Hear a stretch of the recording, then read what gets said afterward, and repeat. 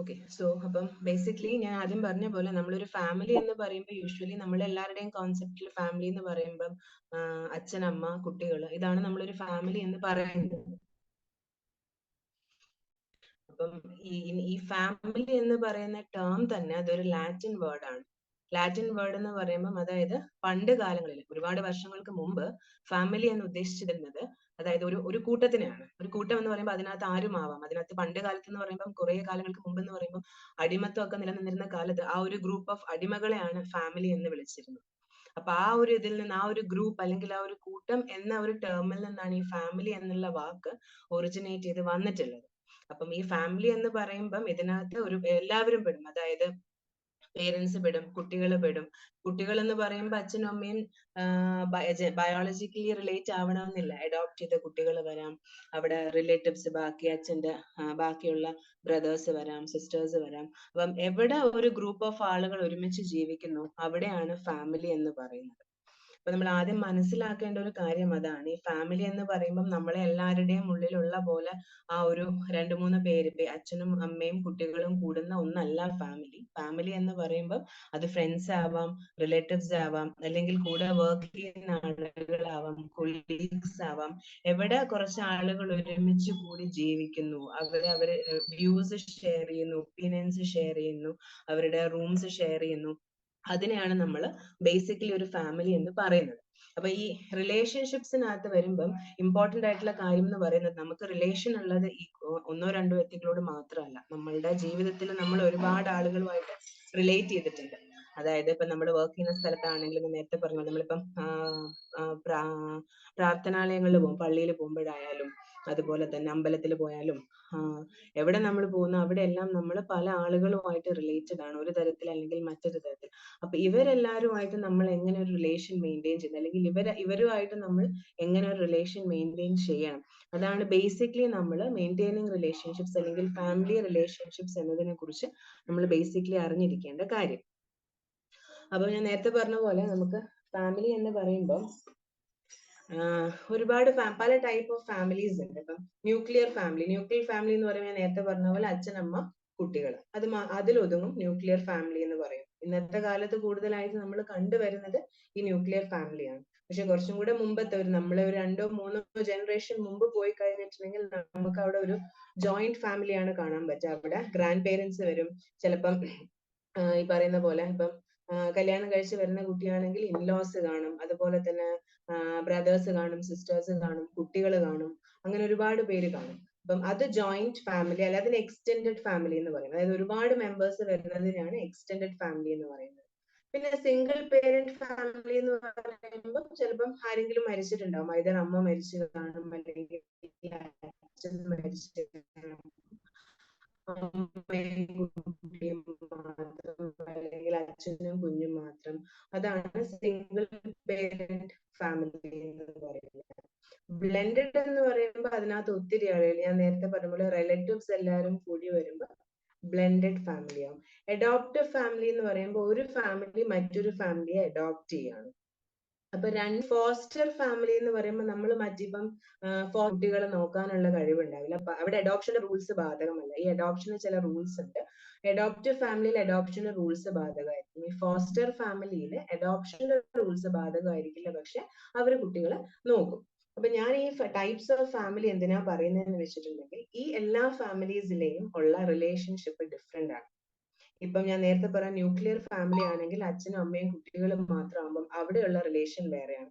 അതിലോട്ട് നാലാമതൊരാൾ വന്ന് കയറി കഴിഞ്ഞാൽ ചിലപ്പോൾ അവിടെ പ്രശ്നങ്ങൾ ഉണ്ടാവാൻ സാധ്യതയുണ്ട്. അപ്പൊ നമ്മൾ നമ്മളെ കുട്ടികളെ പഠിപ്പിക്കേണ്ടത്, ഒരാൾ എക്സ്ട്രാ വന്നു കഴിഞ്ഞാൽ നമ്മൾ അവിടെ കുറച്ചും കൂടെ എന്താ പറയാ ഇമോഷണൽ റെസിലിയൻസ് പഠിപ്പിക്കുക. അതായത് ചിലപ്പോൾ ചില കുട്ടികൾക്ക് നമ്മളുടെ ഫാമിലിയിലോട്ട് മറ്റൊരാളെ, ചില കുട്ടികൾക്ക് എന്നല്ല, ഇന്നത്തെ കാലത്ത് ഒട്ടുമിക്ക കുട്ടികൾക്കും കഴിയാത്തൊരു കുട്ടികളെന്നല്ല വലിയവർക്കാണെങ്കിലും അംഗീകരിക്കാൻ പറ്റാത്തൊരു കാര്യമാണ് മറ്റൊരാൾ, ഒരു സ്ട്രേഞ്ചർ അല്ലെങ്കിൽ ഒരു അജ്ഞാതൻ നമ്മുടെ ഇടയിലോട്ട് കടന്നു വരുന്നത്.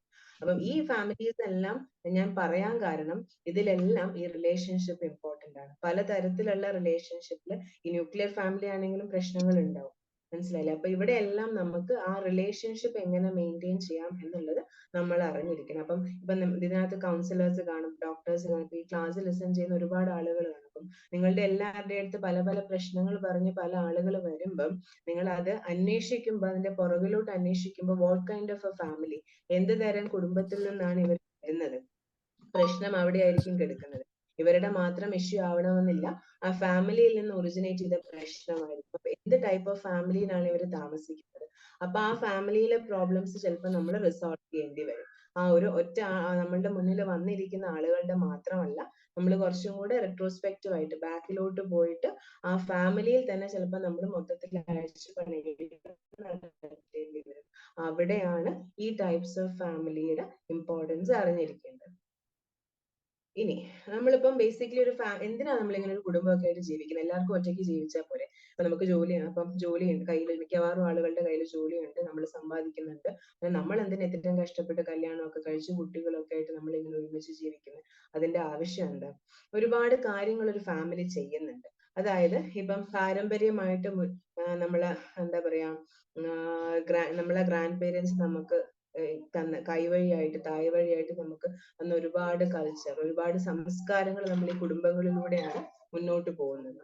അതുപോലെ തന്നെ ഇമോഷണൽ നീഡ്സ്, നമുക്ക് എന്തെങ്കിലും പ്രശ്നങ്ങളോ ബുദ്ധിമുട്ടുകളോ ഒക്കെ ഉണ്ടെങ്കിൽ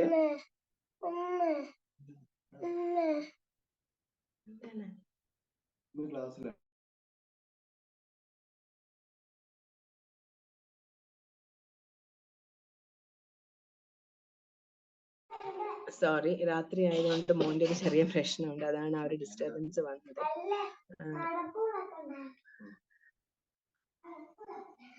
അപ്പം നമ്മൾ അതുപോലെ ഇമോഷണൽ നീഡ്സ് എന്ന് പറയുമ്പോൾ നമുക്ക് പ്രശ്നം, വീട്ടില് പ്രോബ്ലംസ് ഉണ്ടാവും. അതിപ്പോ നമുക്ക് നമ്മളുടെ പ്രൊഫഷണലി ആയിട്ടുള്ള പ്രോബ്ലംസ് ആയിരിക്കും, ജോലി സ്ഥലത്തെ പ്രശ്നങ്ങളായിരിക്കാം, അതല്ലെങ്കിൽ മറ്റൊരുപാട് വൈകാരികമായ പ്രശ്നങ്ങൾ നമുക്ക് ഓരോ ആളുകൾക്ക് സൊല്യൂഷൻസ് പറഞ്ഞു തരാനൊക്കെ പറ്റിയതാരും നമ്മൾ ഏറ്റവും ആദ്യം അപ്രോച്ച് ചെയ്യുന്ന നമ്മുടെ ഫാമിലിയിലുള്ള ആളുകളായിരിക്കും. ഒന്നെങ്കിൽ നമ്മളെ അച്ഛനെ ആയിരിക്കും, അമ്മയായിരിക്കും, നമ്മൾ ആരോടാണോ ക്ലോസ് ആയിട്ടുള്ളത് അവരുടെ അടുത്തായിരിക്കും നമ്മൾ കൂടുതലും അപ്രോച്ച് ചെയ്യുന്നത്. അപ്പൊ ആ ഒരു അത് ഫാമിലിക്ക് മാത്രമേ അത് സോൾവ് ചെയ്യാൻ പറ്റൂ. നമ്മളിപ്പം ചില ആളുകൾക്ക് ക്ലോസ് ഫ്രണ്ട്സ് കാണും, എന്നിരുന്നാൽ പോലും നമ്മുടെ അമ്മയോട് പറയുന്ന അത്രയും ക്ലോസ് ആയിട്ട് ചിലപ്പോൾ മറ്റൊരാളോട് പറയണമെന്നില്ല.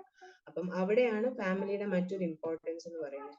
അതുപോലെ ഫിസിക്കൽ നീഡ്സ്, നമ്മൾക്ക് കുട്ടികളാണെങ്കിലും പ്രായമാകുമ്പോഴാണെങ്കിലും നമുക്ക് ശാരീരികമായ അസ്വാസ്ഥ്യങ്ങൾ വരുന്ന സമയത്ത് നമ്മളെ നോക്കാൻ സഹായിക്കാൻ അത് ഫാമിലി ആയിരിക്കും ഏറ്റവും കൂടുതൽ നമ്മളെ ഉണ്ടാവും.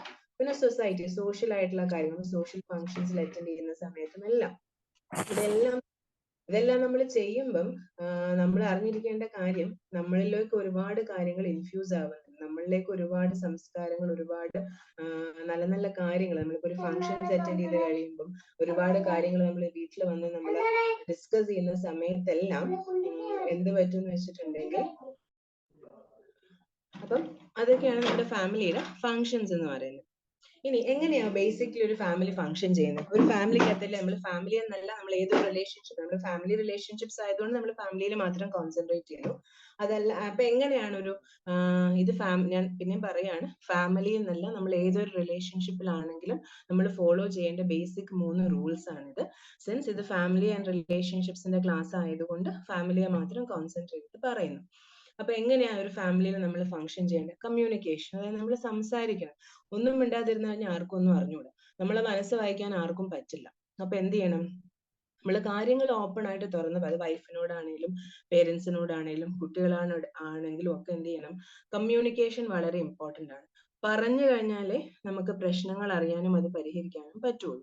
അതുപോലെ കോഓപ്പറേഷൻ, ചിലപ്പോൾ എക്സ്ട്രീം കോഓപ്പറേഷൻ ആവശ്യം വരും. അത് പലതരത്തിലായിരിക്കും. നമുക്ക് വീട്ടിലെ കാര്യങ്ങൾ ഹെൽപ്പ് ചെയ്യുന്നതാവാം, ഫൈനാൻഷ്യൽ അസിസ്റ്റൻസ് ആവാം, അങ്ങനെ എന്ത് കാര്യങ്ങളിലാണെങ്കിലും കോഓപ്പറേറ്റ് ചെയ്യണം, പരസ്പരം സഹകരിക്കണം. പിന്നെ കോംപ്രമൈസ്, ഒട്ടും ഇല്ലാത്തൊരു കാര്യം അതാണ് കോംപ്രമൈസ്. ആരും ഒന്നും വിട്ടുകൊടുക്കാൻ തയ്യാറല്ല, എല്ലാവർക്കും വാശിയാണ്.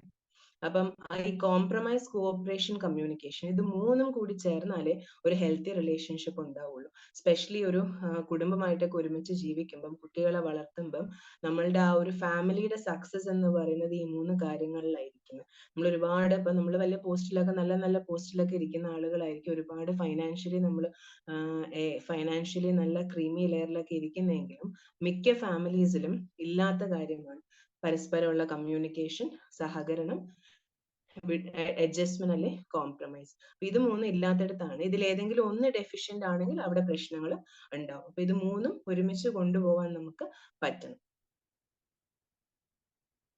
പിന്നെ ഇനി മറ്റൊരു കാര്യം എന്ന് വെച്ചിട്ടുണ്ടെങ്കിൽ, മിക്ക ഫാമിലീസിലും മിക്കവാറും എല്ലാവരും ഫേസ് ചെയ്യുന്ന ഒരു ഇഷ്യൂ ആണ് ഈ ബർത്ത് ഓർഡറിന്റെ ഇഷ്യൂ. ബർത്ത് ഓർഡർ എന്ന് പറയുമ്പോൾ ഒരു കുട്ടി ജനിക്കുമ്പോൾ ഉള്ള ഓർഡറാണ്. അതായത് ഇപ്പൊ നമുക്ക് ഒരു വീട്ടിലാണെങ്കിൽ ഇപ്പൊ നമ്മൾ കുട്ടികളുടെ എടുക്കുകയാണെങ്കിൽ ഏറ്റവും ആദ്യം ജനിച്ച കുട്ടി ഉണ്ടാവും, പിന്നെ അത് കഴിഞ്ഞ് രണ്ടാമത് ജനിച്ച കുട്ടി ഉണ്ടാവും, ഏറ്റവും ഇളയ കുട്ടി ഉണ്ടാവും. അപ്പം നമ്മളുടെ ഇന്ത്യൻ സംസ്കാരം അനുസരിച്ച് മൂത്ത കുട്ടിക്ക് കുറച്ച് പവറും പൊസിഷനും കൂടുതലായിരിക്കും. മിക്കവാറും ഹൗസ് ഹോൾഡിൽ അങ്ങനെയാണ്. മൂത്ത കുട്ടിക്ക് കുറച്ച് പവറും പൊസിഷനും കൂടുതലായിരിക്കും. അവന് കുറച്ചും കൂടെ ഇട്ടുകൊടുക്കാം. നീ കുടുംബത്തിൽ മൂത്തതല്ല, നീ ഇത് ചെയ്യണം. എല്ലാ ലയബിലിറ്റീസും റെസ്പോൺസിബിലിറ്റീസും അവന്റെ തലയിൽ വരും. രണ്ടാമത്തെ കുട്ടി എന്ന് വെച്ചിട്ടുണ്ടെങ്കിൽ യൂഷ്വലി ലെസ് കെയർഡ് ആയിട്ടുള്ള ഒരു കുട്ടിയായിരിക്കും. മിക്കവാറും അവന് കുറച്ചും കൂടെ ഫ്രീഡം ഉണ്ടാവും. അവനവന്റെ കാര്യങ്ങൾ ചെയ്യാൻ നമ്മൾ സമ്മതിച്ചു കൊടുക്കും. ഏറ്റവും ചെറിയ കുട്ടിയാകുമ്പോൾ നല്ല പാമ്പേർഡ് ആയിരിക്കും.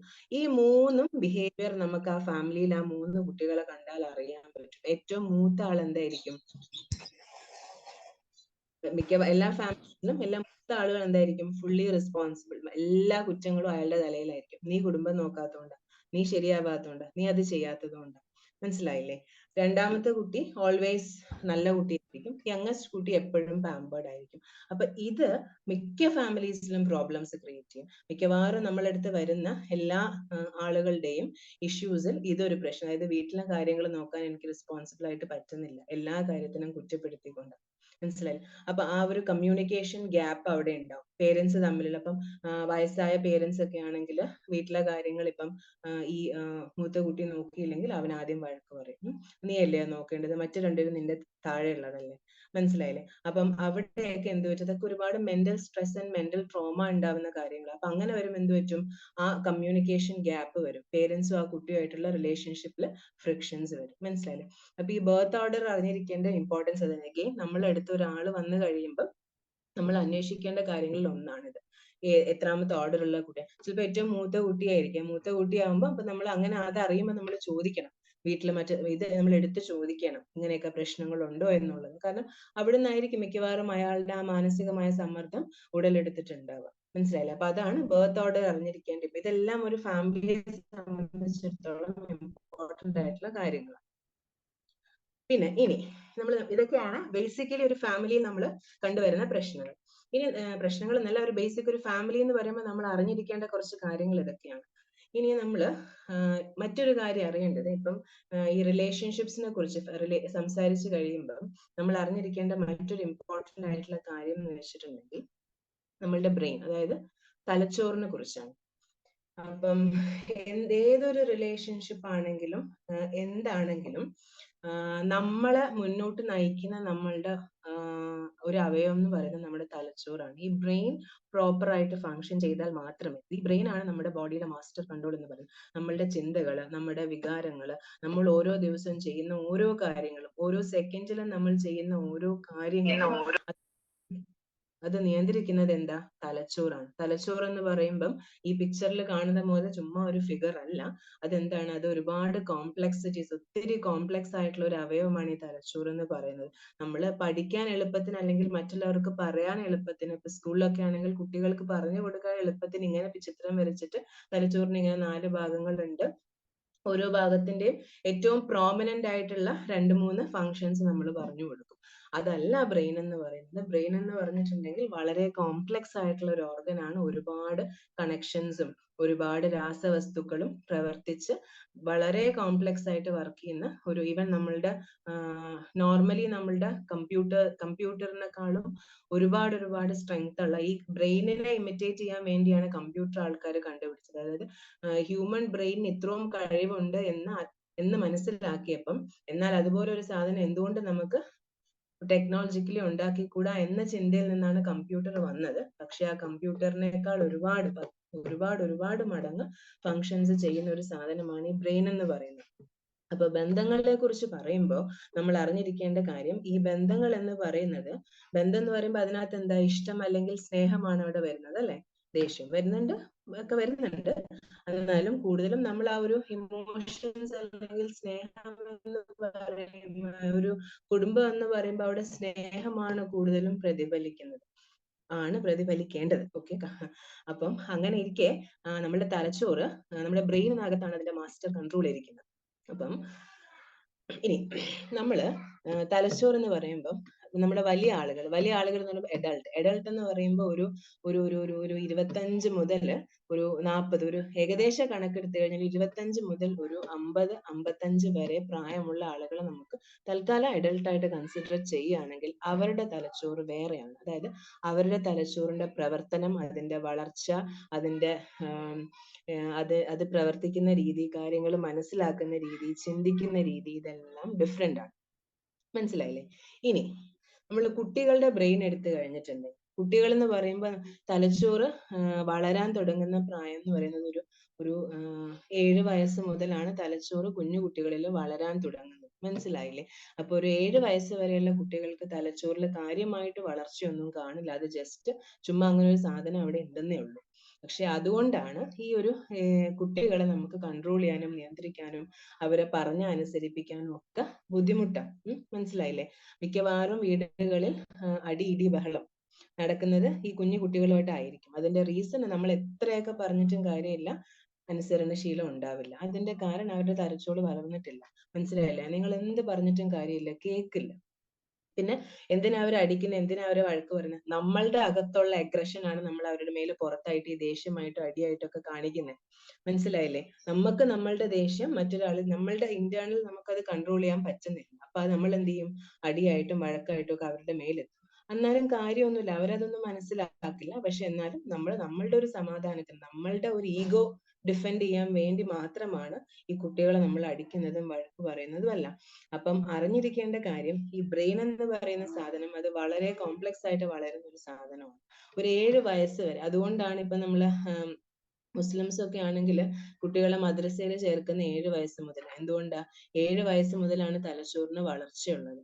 അപ്പൊ ആ 7 വയസ്സിൽ കൊണ്ടുപോയി ചേർത്തിട്ടേ കാര്യമുള്ളൂ, എന്നാലേ തലച്ചോറിലേക്ക് വല്ലതും കയറും. മനസ്സിലായില്ലേ? അതാണ് 7 വയസ്സിൽ മദ്രസയിൽ ചേർക്കണം എന്ന് പറയുന്നതിന്റെ പ്രിൻസിപ്പിൾ. അപ്പം ഒരു 7 വയസ്സ് മുതലാണ് കുട്ടികൾക്ക് തലച്ചോറ് ഉറക്കുള്ളൂ. തലച്ചോറ് ഉറക്കുന്നത് 7 വയസ്സിലാണ്. പൂർണ്ണമായ വളർച്ചയല്ല ഞാൻ ഉദ്ദേശിക്കുന്നത്, തലച്ചോറ് ഉറക്കുന്നത്. അത് കഴിഞ്ഞിട്ട് പിന്നീട് അങ്ങോട്ട് ഒരു 12 വയസ്സ് വരെ അതിങ്ങനെ വളർന്നു വരുന്ന പ്രോസസ്സിലാണ്. അപ്പൊ ഏതൊരു സാധനവും വളർന്നു വരുമ്പോ കുറച്ചൊരു എന്താ പറയാ, ഭയങ്കര ഒരു എക്സൈറ്റഡ് ആയിരിക്കും അല്ലെ?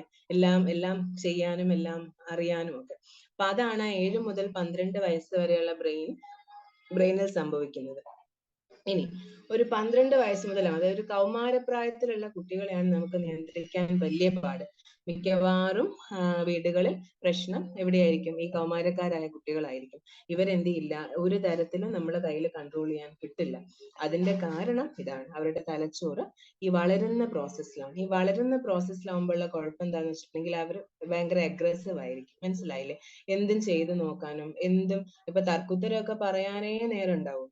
അതിന്റെ റീസൺ അതാണ്. കാരണം അവർക്ക് എന്ത് പറയണം, എന്ത് ചെയ്യണം, ഇത് പറഞ്ഞാൽ തെറ്റാണ്, ഇത് പറയാൻ പാടില്ല എന്ന് അവരുടെ തലച്ചോറിന് അറിഞ്ഞൂടെ. ഈവൻ ദോ നമ്മൾ പേരൻസും ടീച്ചേഴ്സും ഒക്കെ കുട്ടികളെ ഒരുപാട് കാര്യങ്ങൾ പറഞ്ഞ് ഉപദേശിക്കുമെങ്കിലും നമ്മൾ ഈ പറയുന്ന ഉപദേശം ഒന്നും അവരുടെ ബ്രെയിനിനകത്തോട്ട് കയറത്തില്ല. മനസ്സിലായില്ലേ? അത് ആസ് ലോങ് ആസ് ആ ബ്രെയിൻ കംപ്ലീറ്റ് ഗ്രോത്ത് നടക്കാത്തിടത്തോളം കാലം നമ്മൾ ഈ പറയുന്ന ഒന്നും അവരുടെ ബ്രെയിൻ എന്ത് ചെയ്യില്ല, ഫിക്സ് ചെയ്യില്ല. അപ്പൊ അതാണ് ആ ഒരു അഡോളസന്റ് ബ്രെയിനിന്റെ പ്രശ്നം. അതായത് ആ ഒരു കൗമാരക്കാരുടെ തലച്ചോറിന്റെ പ്രശ്നം അതാണ്. അവിടെയാണ് കൗമാരത്തിലുള്ള പ്രശ്നങ്ങളുടെ റീസൺ. ഇനി കുറച്ചുകൂടെ പ്രായമായ ബ്രെയിനും എങ്ങനെയാ? കുറച്ചും കൂടെ ആ ഒരു പിക്ചർ നോക്കിക്കഴിഞ്ഞാൽ നിങ്ങൾക്ക് മനസ്സിലാവും, ആ ഒരു ഗ്രോത്ത്, ആ ഒരു കളർ ഡിഫറൻസ് മനസ്സിലാവും. അടുത്ത സ്ലൈഡ് ആക്കോ, എന്നാലേ ആ ഡയഗ്രാം കാണാൻ പറ്റും. അടുത്ത സ്ലൈഡ് കഴിഞ്ഞല്ലോ, അടുത്ത സ്ലൈഡ്. ഇതാണ് ഞാൻ പറഞ്ഞ അഡോളസന്റ് ബ്രെയിൻ എന്ന് പറഞ്ഞത്. ഇതാണ് ഇനി ഓൾഡ് ഏജ് ബ്രെയിൻ. അല്ല പോട്ടെ. Old brain. ഈ ഓൾഡ് ബ്രെയിൻ കണ്ട ആ ഒരു ബ്രെയിനിന്റെ ആ ഒരു ഇത് നമ്മളെ സ്കാൻ ആണ്. അത് സ്കാൻ വഴി MRI PET സ്കാൻ വഴി ഓരോ പ്രായത്തിലുള്ള തലച്ചോറിന്റെ വളർച്ചയും തലച്ചോറിനകത്തുള്ള തലച്ചോറ് എന്ന് പറയുന്നത് തന്നെ ഈ ഒരു നാഡീവ്യൂഹങ്ങൾ മാത്രമാണ് തലച്ചോറിനകത്തുള്ളത്. ഒരു പഞ്ഞി സ്പോഞ്ച് പോലെയാണ് അത് ഇരിക്കുന്നത്. സ്പോഞ്ച് പോലെ ഇരിക്കാനുള്ള കാരണം ബിക്കോസ് അതിനകത്ത് ഫുൾ നാഡികൾ മാത്രമേ ഉള്ളൂ. നാഡികളുടെ ഒരു കൂട്ടമാണ്. അതിങ്ങനെ കൂടിയിരിക്കുകയാണ്. അപ്പം നമ്മൾ MRI സ്കാൻ ഒക്കെ ചെയ്ത് പഠനങ്ങൾ നടത്തിയിട്ടുള്ള ഇമേജ് ആണ് ഈ കാണുന്നത്. ഇമേജിനകത്ത് ആ ഒരു കളർ ഡിഫറൻസ് പോയേക്കുന്നുണ്ട്. ഏജ് പോകുന്നതിനനുസരിച്ച് ബ്രെയിൻ കണ്ട തലച്ചോറ് അത്രയും, അതായത് ആ ഒരു 21-30 പ്രായത്തിലാണ് തലച്ചോറ് പിന്നെയും കുറച്ചും കൂടെ ആക്റ്റീവ് ആയിട്ട് നല്ല രീതിയിൽ ഇരിക്കുന്നത്. അത് കഴിഞ്ഞ് പിന്നെ അങ്ങോട്ട് പോകും തോറും കണ്ട ഏജ് ആവുന്ന ബ്രെയിൻ എന്ന് വെച്ചിട്ടുണ്ടെങ്കിൽ, അതായത് നമ്മൾ ഒരു 60 വയസ്സിന് ഇപ്പുറത്തേക്ക് നമ്മുടെ തലച്ചോറ് ചുരുങ്ങിക്കൊണ്ടിരിക്കുക ചെയ്യുന്നത്. ചുരുങ്ങിക്കൊണ്ടിരിക്കുക എന്ന് പറയുമ്പോൾ കുഞ്ഞു കുട്ടികളുടെ ബ്രെയിനിലോട്ട് പോവുക ചെയ്യുന്നത്. അതാണ് വീട്ടിലെ പ്രായമായ ആളുകൾ ഉണ്ടെങ്കിൽ നമുക്ക് അവരെ നിയന്ത്രിക്കാൻ പറ്റാതെ ആവുന്നത്. മനസ്സിലായില്ലേ? പ്രായമായപ്പം വലിയപ്പോ ഗ്രാൻഡ് പേരൻസ് ഒക്കെ ഉണ്ടെന്നുണ്ടെങ്കിൽ അവര് പറയുന്ന ഒന്നും നമുക്ക് അംഗീകരിക്കാൻ പറ്റില്ല, നമ്മൾ പറയുന്ന അവർക്കും അംഗീകരിക്കാൻ പറ്റില്ല. അവിടെ ആകെ അടി ഇടി ബഹളം. അപ്പൊ അതിന്റെ റീസൺ എന്താ? ഇറ്റ്സ് ബിക്കോസ് അവരുടെ തലച്ചോറും ഈ പറയുന്ന പോലെ ചുരുങ്ങി കുട്ടികളുടെ തലച്ചോറിലോട്ട് പോവുകയാണ്. അങ്ങനെ ഇരിക്കെ ആ തലച്ചോർ എന്താ, അതായത് നമ്മൾ ഒരർത്ഥത്തിൽ പറഞ്ഞാൽ നശിച്ചു പോയിക്കൊണ്ടിരിക്കുകയാണ് പ്രായമാവും. അതുകൊണ്ടാണ് പ്രായമായ ആളുകളായിട്ട് വീട്ടില് പ്രശ്നങ്ങൾ വരുന്നത്. അപ്പൊ ഈ 3 ബ്രെയിനിനെ കുറിച്ച് നിങ്ങൾ അറിഞ്ഞിരിക്കേണ്ട ആവശ്യം എന്താന്ന് വെച്ചിട്ടുണ്ടെങ്കിൽ, ഈ 3 ബ്രെയിനിന്റെയും ചിന്താ രീതികൾ വ്യത്യാസത്തിലാണ്. മനസ്സിലായില്ലേ? ഈ 3 ബ്രെയിനുകളും ചിന്തിക്കുന്ന രീതി വ്യത്യാസമാണ്. കാര്യങ്ങൾ ഗ്രഹിക്കുന്ന രീതികൾ വ്യത്യാസമാണ്. ഒരു കാര്യം നമ്മൾ അങ്ങോട്ട് പറഞ്ഞു കഴിഞ്ഞാൽ അവരത് മനസ്സിലാക്കുന്ന രീതി വ്യത്യാസമാണ്. അപ്പൊ അങ്ങനെ ഇരിക്കെ വീടുകളിൽ ഉണ്ടാവുന്ന പ്രശ്നങ്ങൾ മനസ്സിലായി. നമ്മൾ ഈ ഫാമിലി റിലേഷൻഷിപ്സിൽ ഉണ്ടാവുന്ന പ്രശ്നങ്ങളിൽ പകുതിയും, ഒട്ടുമിക്ക പ്രശ്നങ്ങളും നമുക്ക് എങ്ങനെ അസോസിയേറ്റ് ചെയ്യും? തലച്ചോറിന്റെ വളർച്ചയെ അസോസിയേറ്റ് ചെയ്യാം. മനസ്സിലായില്ലേ? അപ്പം ഇപ്പം നിങ്ങളുടെ അടുത്ത് ഇപ്പൊ ഒരു പേഷ്യന്റ് വരികയാണ്, പ്രശ്നങ്ങളൊക്കെ ആയിട്ട് വരികയാണെങ്കിൽ ആദ്യം നമ്മളുടെ മനസ്സിലേക്ക് ഓടേണ്ട കാര്യം എന്താ? ഇപ്പൊ കുട്ടികളൊക്കെ കൊണ്ടുവരികയാണെന്നുണ്ടെങ്കിൽ അതൊരു ചെറിയ ബ്രെയിൻ ആണ്, ചൈൽഡ്ഹുഡ് ബ്രെയിൻ ആണ്, ഇതിന് അത്രയും മനസ്സിലാവും. മനസ്സിലായില്ലേ? അപ്പൊ അത് ആ രീതി വെച്ച് വേണം നമ്മൾ ഓരോ ആളുകളെയും കാണാനായിട്ട്. എന്തിനും ഏതിനും ബ്രെയിൻ ആണ് മാസ്റ്റർ കൺട്രോൾ. ആ ബ്രെയിൻ പ്രോപ്പർ ആയിട്ട് ഫങ്ഷൻ, തലച്ചോറ് പ്രോപ്പർ ആയിട്ട് പണിയെടുത്തില്ല എന്നുണ്ടെങ്കിൽ നമ്മൾ ചെയ്യുന്നത്, ഇപ്പൊ ഇന്ന് ഞാൻ എടുക്കുന്ന ഈ ക്ലാസ് വരെ നിങ്ങൾ ഗ്രാസ്പ് ചെയ്യണമെങ്കിൽ നിങ്ങളുടെ ബ്രെയിൻ എന്ത് ചെയ്യണം? നന്നായിട്ട് ഫങ്ഷൻ ചെയ്യണം. അതിലിപ്പോ ഞാൻ പറയുന്ന പല കാര്യങ്ങളും ഞാൻ പവർ പോയിന്റ് വെച്ച് ഇമേജ് വെക്കാൻ കാരണം എന്തുകൊണ്ടാ? ഇത്രയും ചെയ്താലേ ഞാൻ ഈ പറയുന്ന എന്തെങ്കിലും നിങ്ങൾ ഗ്രഹിക്കുള്ളൂ. ഞാൻ വെറുതെ പറഞ്ഞു പോയി കഴിഞ്ഞാൽ പറഞ്ഞത് മാത്രമേ ഉണ്ടാവുള്ളൂ. കുറെ പേര് ഉറങ്ങും,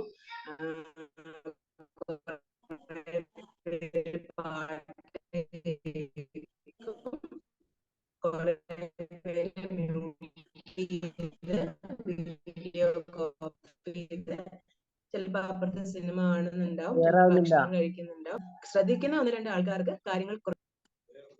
അപ്പൊ അതുകൊണ്ടാണ് ഞാനത് പറഞ്ഞത്. അപ്പം മനസ്സിലാക്കുക, ബ്രെയിനിന്റെ ഞാൻ ഈ കാണിച്ച 3 ഇമേജും, adult brain, adolescent brain, old brain, ഈ 3 ബ്രെയിനിന്റെ ഇമേജും നിങ്ങളുടെ മനസ്സിന് പോകാൻ പാടില്ല. ഈ ക്ലാസ്സിലെ ബാക്കി എന്ത് സ്ലൈഡ് നിങ്ങൾ മറന്നാലും ഈ 3 സ്ലൈഡ് ഇസ് വെരി ഇമ്പോർട്ടന്റ്. അത് ഈ ഒരു ക്ലാസ് മാത്രമല്ല, ഇത് കഴിഞ്ഞിട്ട് നിങ്ങൾ ഇനി പുറത്ത് ആളുകളായിട്ട് ഡീൽ ചെയ്യുമ്പോഴും ഓർത്തിരിക്കേണ്ട കാര്യം ഈ 3 ഇമേജ് ആണ്.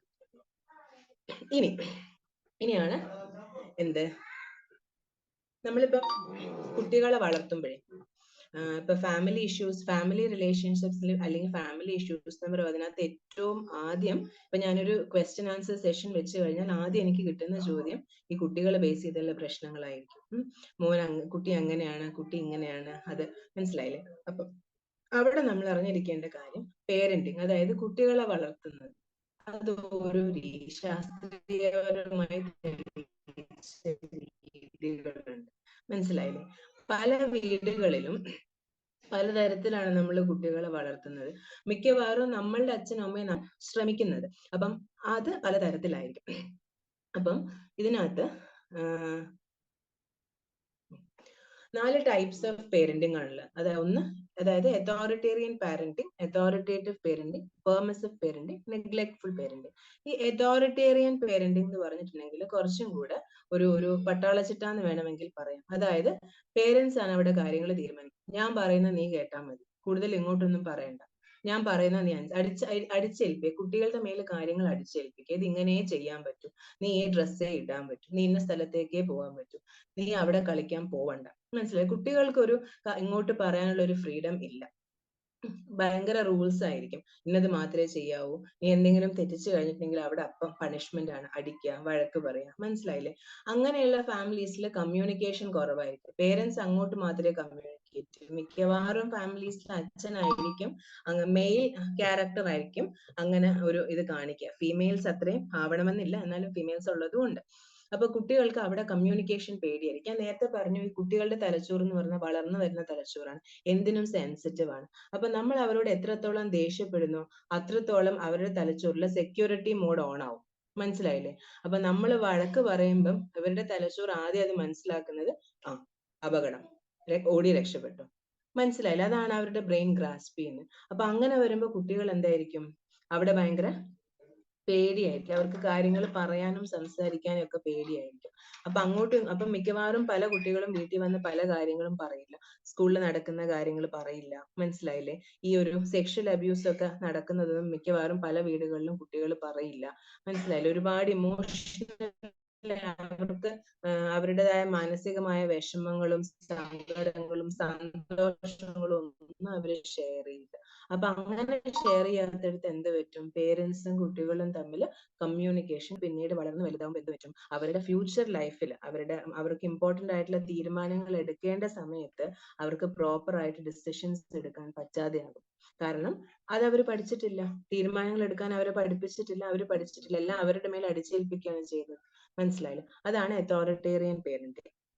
അപ്പൊ അങ്ങനെയുള്ള കുട്ടികളാണ് മിക്കവാറും ഒരു കുറച്ചൊക്കെ പ്രായമായി കഴിയുമ്പോൾ ഒരു ഫാമിലിയൊക്കെ മുന്നോട്ട് കൊണ്ടുപോവേണ്ട ഒരു സാഹചര്യം എത്തുമ്പോൾ പകച്ചു പോകുന്നതും പ്രശ്നങ്ങൾ ഉണ്ടാവുന്നതും ഇഷ്യൂസ് ഉണ്ടാവുന്നതും മുന്നോട്ട് ഇനി എന്ത് എന്ന് ആലോചിക്കേണ്ടി വരുന്നതും പലയിടത്തും ആത്മഹത്യകളിലേക്ക് എത്തുന്നതും എല്ലാം അതോറിറ്റേറിയൻ പേരന്റിങ് ആണ് ഒരു റീസൺ. ഇനി അതോറിറ്റേറ്റീവ് പേരന്റിങ് എന്ന് പറയുമ്പോൾ ഇറ്റ്സ് ലൈക്ക് നമ്മൾ ഒരു ടേബിളിന് അപ്പുറം ഇപ്പുറം ഇരുന്ന് കാര്യങ്ങൾ ഡിസ്കസ് ചെയ്യുന്ന പോലെയാണ്.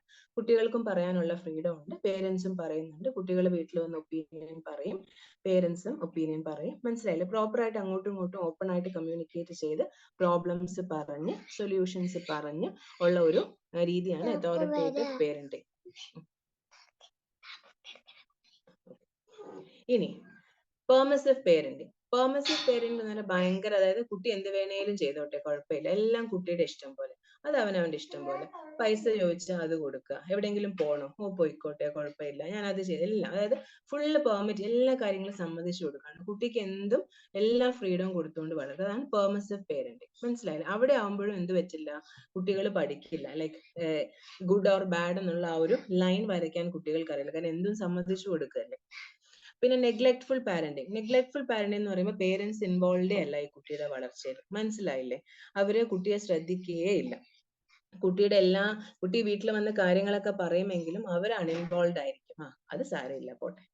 മനസ്സിലായില്ലേ? ആ കുട്ടിയുടെ ഒരു ഇമോഷണൽ ആയിട്ടുള്ള ആ നീഡിനെ ഒരിക്കലും സാറ്റിസ്ഫൈ ചെയ്യത്തില്ല നെഗ്ലെക്ട്ഫുൾ പേരന്റിങ്ങിൽ. മനസ്സിലായില്ലേ? അപ്പം ഇതിന്റെ പ്രശ്നം എന്താന്ന് വെച്ചിട്ടുണ്ടെങ്കിൽ അഗെയിൻ ഇവിടെ എന്ത് പറ്റും, കുട്ടിക്ക് ഈ പറയുന്ന പോലെ ഡിസിഷൻസ് എടുക്കാനുള്ള ഒരു കപ്പാസിറ്റി ഇല്ലാതെയാവും. ഇമോഷൻസിനോട് റെസിലിയൻസ് ഉണ്ട്, അല്ലാതെ എന്ത് പ്രശ്നം വന്നാലും അത് എങ്ങനെ നേരിടണം എന്ന് അറിയില്ല. അപ്പൊ ഇങ്ങനെ ഈ പെർമിസീവ് ആൻഡ് നെഗ്ലെക്ട്ഫുൾ പേരന്റിങ്ങിൽ വളർന്ന ഈ അതോറിറ്റേറിയൻ, ഈ 3 പേരന്റിങ്ങിലും വളർന്ന കുട്ടികളിൽ ഒട്ടുമിക്ക ആളുകളും ആയിരിക്കും നമ്മളുടെ മുന്നിൽ ഫാമിലി ഇഷ്യൂസ് ആയിട്ട് വരുന്നത്. ഫാമിലി ഇഷ്യൂസ് എന്ന് മാത്രമല്ല, റിലേഷൻഷിപ്പ് ഇഷ്യൂസ് ആയിട്ടും വരുന്നതും. മനസ്സിലായില്ലേ? ആ ഒരു അഡോളസെന്റ് ടീനേജ് എത്തുമ്പം ഒരുപാട് അഫയേഴ്സിൽ ചെന്നപ്പോ, കാരണം അവർക്ക് വീട്ടിൽ നിന്ന് ആ ഒരു ഇമോഷണൽ നീഡിനുള്ള ഇമോഷണൽ സാറ്റിസ്ഫാക്ഷൻ കിട്ടുന്നില്ല. അവർക്ക് കാര്യങ്ങൾ തുറന്നു പറയാനോ അല്ലെങ്കിൽ സൊല്യൂഷൻസ് കൊടുക്കാനോ അവർക്ക് ആളില്ല. സോ അവർക്ക് അത് കിട്ടുന്ന ഒരാളുടെ അടുത്ത് അവർ പോവാണ്. മനസ്സിലായില്ലേ? അപ്പൊ ഈ മിക്കവാറും ആൺകുട്ടികളും പെൺകുട്ടികളും പ്രണയത്തിൽ ചെന്ന് വീഴുന്നതും അതുപോലെ തന്നെ മറ്റ് അൺവാണ്ടഡ് ആയിട്ടുള്ള ഇല്ലെജിറ്റിമേറ്റ് ആയിട്ടുള്ള റിലേഷൻഷിപ്പിൽ ചെന്ന് വീഴുന്നതെല്ലാം എന്തുകൊണ്ടാ? അത് എന്താ പറയാ, കയ്യിലിരിപ്പ് കൊണ്ടല്ല, അത് അവരുടെ കയ്യിലിരിപ്പ് കൊണ്ടല്ല, അവരുടെ വളർത്തിയവരുടെ കയ്യിലിരിപ്പ് കൊണ്ടാ. എന്തുകൊണ്ടാ? അവർക്ക് അതിനുള്ള ആ ഒരു ഇമോഷണൽ അറ്റാച്ച്മെന്റ് വീട്ടിൽ നിന്ന് കിട്ടാത്തത് കൊണ്ടാണ്. മനസ്സിലായില്ലേ? കാര്യങ്ങൾ തുറന്നു പറയാനുള്ള ഒരു ഫ്രീഡം ഇല്ലാത്തത് കൊണ്ടാണ്. ഒരുപാട് ഫാമിലീസ് ഉണ്ട് കുട്ടികളെ വീട്ടിൽ ചെന്ന് ഞാൻ ഇന്നൊരാൾ എന്നെ അതായത് അതായത് അവർക്ക് ഒരാളോട് ഒരു പെൺകുട്ടിയോട് അല്ലെങ്കിൽ മറ്റൊരു ആൺകുട്ടിയോട് ഇഷ്ടം തോന്നുന്ന വീട്ടിൽ ചെന്ന് പറയുന്ന ഇഷ്ടം പോലെ ആളുകളാണ്. എന്തുകൊണ്ടാണ് അവർ പറയുന്നത്? അവർക്കത് പറയാനുള്ള ഫ്രീഡം ഉണ്ട്. അത് പറഞ്ഞു കഴിഞ്ഞാൽ അവർ ആ പറയുന്ന സെൻസിൽ പേരൻസ് എടുക്കുമെന്നുള്ള ഒരു കോൺഫിഡൻസ് അവർക്കുണ്ട്. അതോറിറ്റേറ്റീവ് പേരന്റിങ്ങിന്റെ ഗുണം അതാണ്. അതായത് കുട്ടികൾ വന്ന് എന്തും പറയും. മനസ്സിലായില്ലേ? അപ്പൊ നമുക്ക് അത് ഒരു അലേർട്ട്നെസ് കിട്ടും. ഈ രീതിയിൽ ഇവൻ പോയിട്ടുണ്ട്. മനസ്സിലായില്ലേ? കുട്ടികളെ നമുക്ക് നിയന്ത്രിക്കാൻ പറ്റും അതോറിറ്റേറ്റീവ് പേരന്റിങ് ആവുമ്പോൾ. ബാക്കി 3 പേരന്റിങ്ങിലും കുട്ടികൾ നമ്മളെ കയ്യിലും നിൽക്കില്ല. നമ്മൾ വിചാരിക്കും അവർ നമ്മുടെ അടുത്തുണ്ട്, നമ്മളെല്ലാം ചെയ്യും.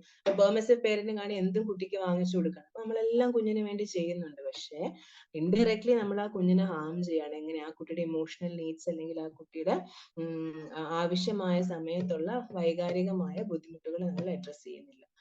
മനസ്സിലായില്ലേ? അതാണ് പേരന്റിങ് അറിഞ്ഞിരിക്കേണ്ട ഇമ്പോർട്ടൻസ്. അപ്പൊ അത് ഈ ഫാമിലിയിൽ വരുമ്പം ഈ പേരന്റിങ് വളരെ ഇമ്പോർട്ടന്റ് ആണ്. കാരണം ഞാൻ നേരത്തെ പറഞ്ഞ പോലെ നമ്മൾ എങ്ങനെ നമ്മളെ കുട്ടികളെ വളർത്തുന്നു, കുട്ടികൾ എപ്പോഴും എന്താ പറയാ ഒബ്സർവിങ് ആണ്. മനസ്സിലായില്ലേ? അവരെ ഉപദേശിക്കുന്നതിനേക്കാളും അവരെ കാര്യങ്ങൾ അങ്ങ് പറഞ്ഞ് ചെയ്യുന്നതിനേക്കാളും അവരെ നമ്മൾ എന്ത് ചെയ്യണം? നമ്മൾ ചെയ്യുന്ന കാര്യങ്ങൾ കണ്ടാണ് അവർ പഠിക്കുന്നത്. മനസ്സിലായില്ലേ? അത് മിക്ക വീടുകളിലും നമുക്ക് കാണാൻ പറ്റുന്നത്. നമ്മൾ എന്ത് ചെയ്യുന്നു, ഇപ്പൊ അച്ഛൻ ഇപ്പൊ വീട്ടില് ഫാദർ ഇടുന്ന അതേപോലെ ഡ്രസ് ചെയ്യാൻ ആൺകുട്ടികളാണെങ്കിൽ ഫാദറിന്റെ അതേ ഡ്രസ്സിങ് സ്റ്റൈൽ ആയിരിക്കും അഡോപ്റ്റ് ചെയ്യുക. മനസ്സിലായില്ലേ? അപ്പൊ അതൊക്കെ എന്ന് വെച്ചാൽ കുട്ടികൾ ഒബ്സർവ് ചെയ്യും. നമ്മൾ വിചാരിക്കും നമ്മളിപ്പം കുട്ടികളൊക്കെ ഇരുത്തിക്കൊണ്ടൊക്കെ ഇപ്പം ഭക്ഷണം കഴിക്കുന്ന സമയത്തോ അല്ലെങ്കിൽ നമ്മൾ ഫാമിലി ഡിസ്കഷൻസ് ഒക്കെ വരുന്ന സമയത്ത് നമ്മൾ നല്ലതും ചീത്തയും എല്ലാം കുട്ടികളെ ഇരുത്തിക്കൊണ്ടായിരിക്കും പറയുന്നത്. നമ്മൾ വിചാരിക്കും കുട്ടി ചിലപ്പോൾ ഫോണിലായിരിക്കും അല്ലെങ്കിൽ മറ്റെന്തെങ്കിലും വായിക്കുകയോ കാണുകയോ ഒക്കെ ആയിരിക്കും. അപ്പൊ നമ്മൾ വിചാരിക്കും കുട്ടികൾ ഇതൊന്നും ശ്രദ്ധിക്കുന്നില്ല. കുട്ടികൾ ഭയങ്കര ഒബ്സർവിങ് ആണ്. നമ്മൾ ചെയ്യുന്ന ഓരോ മൈന്യൂട്ട് കാര്യങ്ങൾ അവർ ഒബ്സർവ് ചെയ്ത് അവരത് ഓർത്ത് വെക്കും. മനസ്സിലായില്ലേ? അപ്പം കുഞ്ഞുങ്ങളെ വളർത്തുമ്പോൾ നമ്മൾ എങ്ങനെ നമ്മളെ കുട്ടികളെ വളർത്തുന്നു, നമ്മൾ ഏത് രീതിയിൽ ഏത് ഭാഷ സംസാരിക്കുന്നു, നമ്മൾ എന്ത് ചെയ്യുന്നു, ഇതെല്ലാം കുട്ടികൾ വളരെ കെയർഫുൾ ആയിട്ട് അവരുടെ ബ്രെയിൻ രജിസ്റ്റർ ചെയ്യുന്നുണ്ട്. അപ്പൊ ഈ പേരന്റിങ് കറക്റ്റ് ആയാൽ അല്ലെങ്കിൽ പേരന്റിങ് പ്രോപ്പർ ആയില്ല എങ്കിൽ അത് അവരുടെ ഫ്യൂച്ചർ ലൈഫിനെ എഫക്ട് ചെയ്യും. മുന്നോട്ട് പോകാനുള്ള ഫാമിലി റിലേഷൻഷിപ്സ്, അതായത് മുന്നോട്ട് അങ്ങോട്ട് ബന്ധങ്ങൾ സ്ഥാപിക്കുമ്പോൾ ഇപ്പൊ പുറത്ത് പോയി മറ്റ് ആളുകളുമായിട്ട് സംസാരിക്കുമ്പോൾ അത് അതിൽ തെളിയും. മനസ്സിലായില്ലേ? രീതിയിൽ നമ്മളെ വീട്ടിൽ അവരെ വളർത്തുന്ന രീതി തെളിഞ്ഞു വരും. ആ പേരന്റിങ്ങിൽ ശ്രദ്ധിക്കേണ്ട ഒരു കാര്യം അതാണ്. ഇനി മറ്റൊരു കാര്യം എന്ന് വെച്ചിട്ടുണ്ടെങ്കിൽ നമ്മൾ വീട്ടിൽ ഇപ്പം കുട്ടികൾ കൂടുതലും അറ്റാച്ച്മെന്റ് അല്ലെങ്കിൽ ബോണ്ടിങ് വരുന്നത് ഇപ്പം മിക്കവാറും മിക്ക വീടുകളിലും ഇപ്പം ആൺകുട്ടികളാണെങ്കിൽ അമ്മയോടായിരിക്കും കൂടുതൽ അറ്റാച്ച് ചെയ്യുക, പെൺകുട്ടികളാണെങ്കിൽ അച്ഛനോടായിരിക്കും കൂടുതൽ അറ്റാച്ച് ചെയ്യുക, അല്ലെ?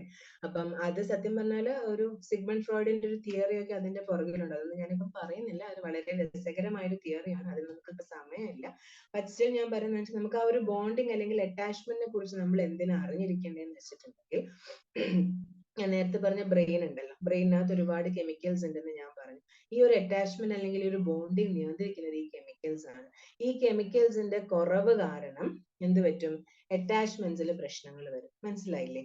അപ്പം നമ്മളിപ്പം പല വീടുകളിലും പല ഇതിലും ഈ ഒരു എന്താ പറയാ അറ്റാച്ച്മെന്റ് ഇഷ്യൂ അല്ലെങ്കിൽ ഒരു പരസ്പരമായ അടുപ്പം, ആ ഒരു സ്നേഹം അത് കുറഞ്ഞിരിക്കുന്നതിന് അതിന്റെ മറ്റൊരു വശം എന്താവാം? ഈ പറയുന്ന ഈ ബ്രെയിനിലുള്ള നേരത്തെ പറഞ്ഞ ബ്രെയിനിന്റെ ഡെവലപ്മെന്റിൽ വളർച്ചയിൽ വന്ന വ്യതിയാനങ്ങളാവാം. ബ്രെയിനിന്റെ വളർച്ചയിൽ വ്യതിയാനങ്ങൾ വരുമ്പോൾ തീർച്ചയായിട്ടും തലച്ചോറിനകത്തുള്ള മറ്റെല്ലാ കാര്യങ്ങളിലും അതിനകത്ത് രാസവസ്തുക്കളിലും എല്ലാത്തിലും വ്യത്യാസം വരും. അങ്ങനെ വ്യത്യാസം വരുമ്പോൾ എന്ത് പറ്റും? അതില് ആ ഒരു ബോണ്ടിങ്ങിലും വ്യത്യാസം വരും. മനസ്സിലായില്ലേ? അപ്പം ഇതിനെ കുറിച്ചൊക്കെ സത്യം പറഞ്ഞാൽ ഒരുപാട് പഠനങ്ങളൊക്കെ നടന്നിട്ടുണ്ട്. ഈ ഒരു നമ്മള് എന്തുകൊണ്ടാണ് ഇത്രയും ഒരു അടുപ്പം ഒരു കുടുംബങ്ങളിൽ ഉണ്ടാവുന്നത്? ഫാമിലി എന്ന് പറയുമ്പോൾ നമുക്ക് നമ്മൾ അത്രയും കൂടുതൽ അറ്റാച്ച്ഡ് ആയിട്ടുള്ള, അത്രയും കൂടുതൽ അടുപ്പമുള്ള ഒരു ഗ്രൂപ്പാണ് ഫാമിലി എന്ന് പറയുന്നത്. അപ്പം ചിലര് ഞാൻ നേരത്തെ പറഞ്ഞ പോലെ അമ്മയോടായിരിക്കും അടുത്തിട്ടുണ്ടാവുക, ചിലർക്ക് ഫാദറിനോടായിരിക്കും അടുപ്പം, ചിലടത്ത് ചേട്ടനോ അനിയത്തിയോ ആയിരിക്കും ഭയങ്കര ക്ലോസ്. അപ്പം അതൊക്കെ ഒരുപാട് പഠനങ്ങൾ, ഇപ്പോഴും ഒരുപാട് ശാസ്ത്രീയപരമായ പഠനങ്ങൾ നടക്കുന്ന ഒരു ഏരിയയാണ് ഈ റിലേഷൻഷിപ്പ്, ഈ ബോണ്ടിങ്, ഈ അറ്റാച്ച്മെന്റ് എന്നൊക്കെ പറയുന്നത്. മനസ്സിലായില്ല? അതിനൊരുപാട് ശാസ്ത്ര വശങ്ങളുണ്ട്. ഞാൻ നേരത്തെ പറഞ്ഞ ബ്രെയിൻ അവിടെയാണ് ഇമ്പോർട്ടൻസ് വരുന്നത്. അപ്പൊ ഇനിയിപ്പോ നമുക്ക് അറിയേണ്ടത് ഈ ഫാമിലിയിലെ പ്രശ്നം ഇത്രയൊക്കെ പറഞ്ഞ സ്ഥിതിക്ക്, ഇതൊക്കെയാണ് ബേസിക് ആയിട്ടുള്ള, ഇത്രയും ആയ സ്ഥിതിക്ക് ഇനി എന്തൊക്കെ പ്രശ്നങ്ങൾ ഒരു ഫാമിലിയിൽ വരാം? നമ്മൾ വലിയ ആൾക്കാരെ കൺസിഡർ ചെയ്യുകയാണെങ്കിൽ, വലിയ ആൾക്കാരെന്ന് പറയുമ്പോൾ ഇപ്പം നമ്മളിപ്പം എന്താ പറയാ ഒരു മദറിനെയും ഫാദറിനെയും എടുക്കുകയാണെന്നുണ്ടെങ്കിൽ അവിടെ എന്തൊക്കെ വരാം? ഇൻകോമ്പാറ്റബിൾ, അതായത് കോമ്പാറ്റബിൾ ആയിരിക്കണമെന്നില്ല, ഒത്തുപോകാനുള്ള ബുദ്ധിമുട്ട് വരും. അത് പല കാരണങ്ങൾ കൊണ്ട് വരാം. എന്നാലും അച്ഛനും അമ്മയും തമ്മിൽ ഒത്തുപോകില്ല, എപ്പോഴും വഴക്കാണ്, ഫുൾ ടൈം അടിയാണ്. അപ്പൊ ഇത് കണ്ടാണ് കുട്ടികൾ വളരുന്നത്. അപ്പൊ കുട്ടികളുടെയും ബിഹേവിയർ ഓബ്വിയസ്ലി എന്തായിരിക്കും, അച്ഛൻ അമ്മയെ തല്ലുന്ന കണ്ടായിരിക്കും കുട്ടി വളരുന്നത്. സോ ഡെഫിനറ്റ്ലി കുഞ്ഞു എന്ത് ചെയ്യും, അടിക്കാൻ തുടങ്ങും. മനസ്സിലായില്ലേ?